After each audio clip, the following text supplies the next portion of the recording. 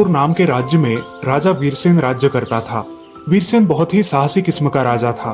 उसे एक राजकन्या थी जिसका नाम था हेमलता। राजकन्या दिखने में बहुत ही सुंदर थी, मगर उसका स्वभाव बहुत जिद्दी था। वो मन में जो ठानती वो पूरा होने तक वो चुप नहीं बैठती थी। एक दिन हेमलता को पता चलता है कि उदयपुर राज्य के दक्षिण दिशा की ओर एक बहुत ही सुंदर बाग है जो कि बहुत कल्पकता से बनाई हुई है। हेमलता अपने पिता के पास जाती है और बहुत प्यार से उन्हें पूछती है, पिताजी, मुझे आज एक सुंदर बाग के बारे में पता चला है जो दक्षिण दिशा के पहाड़ी पर है। मुझे वो बाग देखनी है। राजकुमारी, आप वहां नहीं जा सकती और मैं आपको वहां जाने की अनुमति नहीं दे सकता। मैं आपके लिए वैसी ही बाग हमारे राजमहल में बनवा दूंगा। आप जैसी चाहे वैसी बनाएंगे, मगर मैं आपको वहां जाने की अनुमति नहीं दे सकता। नहीं पिताजी, मुझे वही पहाड़ की बाग देखनी है। राजकुमारी की जिद देखकर राजा भी कुछ न कर सके और राजकुमारी को जाने की इजाजत दे दी।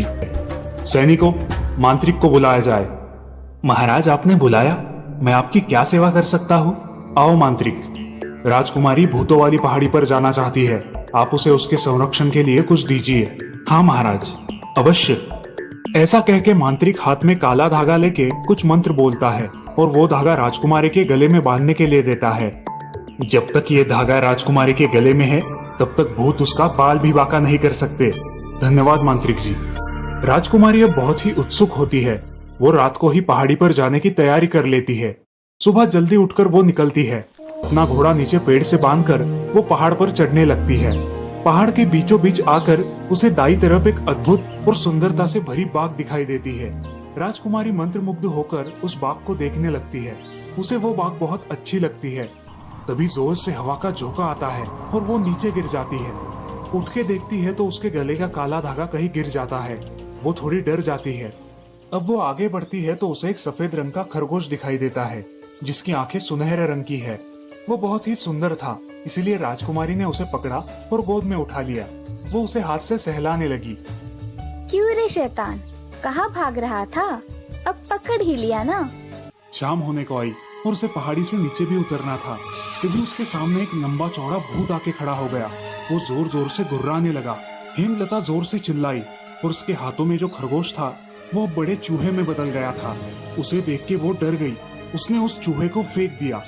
भूत को देख के वो बेहोश हो गई और जब होश आया तो वो एक अंधेरी गुफा में कैद थी।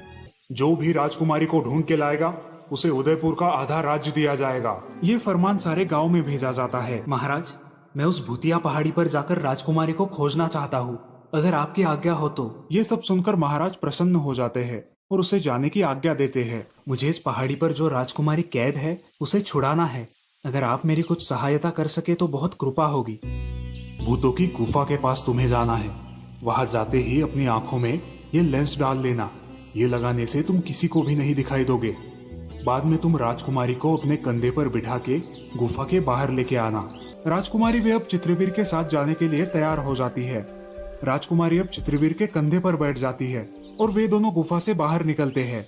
भूतों को इसकी भनक लग जाती है और राजकुमारी गुफा में नहीं है ये देख भूत बाहर निकलकर चित्रवीर और राजकुमारी का पीछा करने लगते हैं। राजकुमारी और चित्रवीर अब जोर जोर से भागने लगते हैं। तभी भूत उनके सामने खड़े हो जाते हैं। उनके हाथों में बड़ी बड़ी तलवारें होती है। चित्रवीर सारंग की पड़ी हुई तलवार लेके भूतों से युद्ध करने लगता है। राजकुमारी, अब आप नृत्य कीजिए। राजकुमारी नृत्य करने लगती है और सभी भूत उसका नृत्य देखने में तल्लीन हो जाते हैं। चित्रवीर अपने पास की पुड़िया खोलकर उसमें से भस्म निकालता है और भूतों के ऊपर फूंकता है। भस्म फूंकते ही बहुत बड़ा धुआं निकलता है और वो सारे भूत गायब हो जाते हैं। अब राजकुमारी और चित्रवीर पहाड़ से नीचे उतरते हैं। शाबाश चित्रवीर, तुमने राजकुमारी को भूतों से छुड़वा लिया है। मुझे बहुत खुशी हुई है। चित्रवीर अपने पास का भस्म हाथों में लेकर उस शिला पर फूंकता है। तभी राजकुमार शिला से मुक्त हो जाता है। अब वे तीनों पहाड़ से नीचे आते हैं और साधु को धन्यवाद देते हैं। सुंदरपुर नगर में शंभू नाम का एक